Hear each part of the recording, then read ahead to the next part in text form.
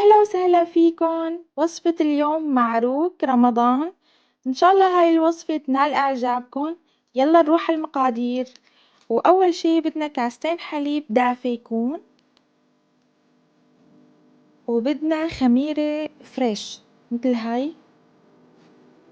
بإمكانكم تستخدموا خميرة عادية بودرة. وبدنا نص كاسة سكر، وبيضة وحدة، ونص كاسة زيت، وبدنا ظرف فانيليا واحد مشان يعطي للمعروك نكهة طيبة. وهلأ بدنا نحركهم تحريكة خفيفة. وبس صار عنا بهذا الشكل بدنا 5 كاسات طحين. رح ننزل الطحين بالتدريج. أول شي أنا حطيت 3 كاسات. بدي أحرك الخليط كلياته مع بعضه، وبدي أرجع أحط كاستين طحين مثل ما رح تشوفوا هلأ. وهلأ رح ننزل الكاستين يلي باقيين، وبدي أرجع أحركهم لحتى تتشكل عندي عجينة.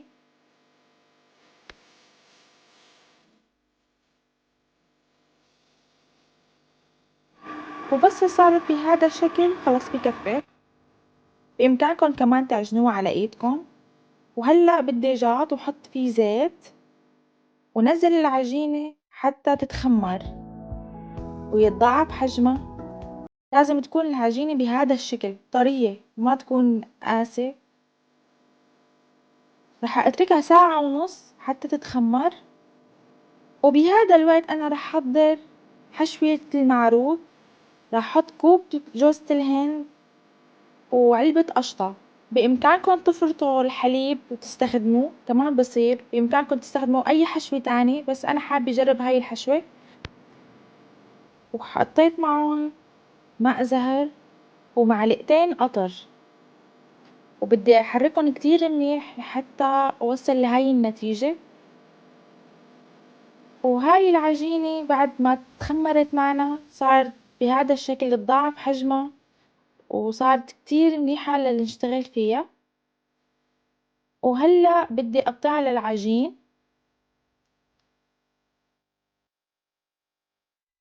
مثل مو شايفين. رح أقطعهم قطع متساوية يعني قدر الإمكان.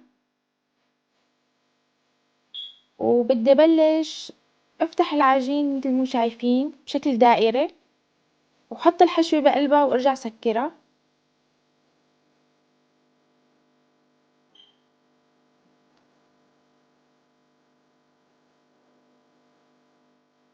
بإمكانكم تختاروا أي حشوة غير جوز الهند والقشطة. بإمكانكم تختاروا التمر. في عدة طرق يعني للحشوات. وبس خلصت من حشوة المعروك كلياتهم بدي خمرهم مرة تانية.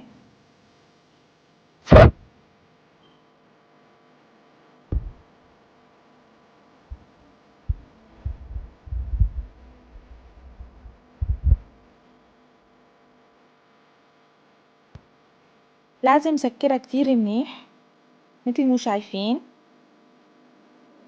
وهيك بكون خلصت من حشوة المعروك، وسطرتهم مثل مو شايفين بالصينية. ورح ارجع اخمرهم مرة تانية لحتى يتضاعف حجمهم نص ساعة تقريبا. وهلا عنا خليط التلميع اللي لازم ندهن فيه المعروك. حطيت صفار بيضة وشوية حليب ونص معلقة نسكافيه. حركتهم كتير منيح. وهلأ رح ادهن المعروك فيهم.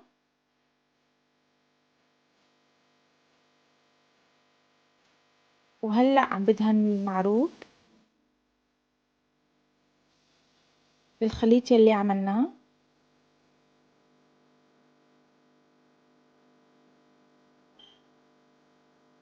هاي الخلطة بتعطي المعروك لون كتير حلو بعد الخبز. شايفين كيف تضاعف حجم المعروك وقت خمرناه مرة تانية. هاي الخطوة كتير مهمة. وهلأ عم حط السمسم.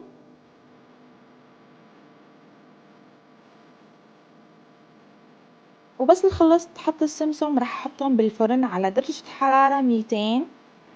وهذا شكل المعروك النهائي. هيك طلع معنا بعد الخبز، طلع لونه كتير حلو مثل مو شايفين. وهلأ انا بهاي المرحلة عم بدهن عليهم سمنة، يفضل تكون سمنة طيبة لانه رح تعطي المعروك طعمة كتير كتير طيبة، رح تعجبكن كتير، جربوها. عم بدهن كل المعروكات بالسمنة وهني سخنين طبعا. السمنة عطتهم طعمة كتير طيبة وعطتهم شكل كتير حلو، لمعة كتير ظريفة. وهذا قلب المعروك لساته سخن. عملت كام وحدة بدون حشوة، أنا بحبها هيك سادة بدون حشوة. جربوها كتير طيبة. بتمنى انكم تجربوا هاي الوصفة وما حتندموا ابدا لانه كتير طيب، وخاصة هلا وقتها يعني بما انه رمضان هو اسمه معروك رمضان، فكتير هاي الوصفة رح تنال اعجابكم. وهذا المعروك اللي حشيناه شايفين كيف قلبه طالع؟ ما شاء الله كتير كتير ظابط.